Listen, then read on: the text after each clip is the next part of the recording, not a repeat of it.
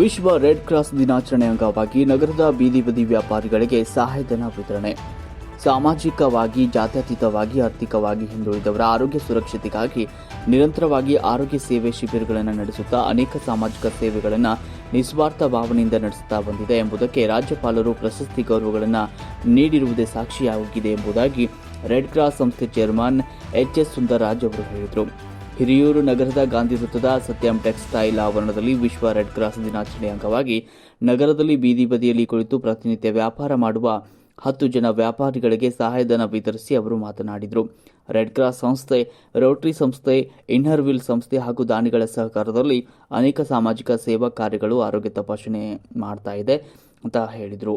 ಈ ಸಂದರ್ಭದಲ್ಲಿ ಉಚಿತ ಉಪಹಾರ ಹಾಗೂ ಆಸ್ಪತ್ರೆಯಲ್ಲಿರುವಂತಹ ಬರುವವರಿಗೆ ಅಲ್ಲಿನ ಒಳರೋಗಿಗಳಿಗೆ ಉಚಿತವಾಗಿ ಉಪಹಾರ ಮತ್ತು ಮಜ್ಜಿಗೆಯನ್ನು ವಿತರಣೆ ಮಾಡಲಾಯಿತು.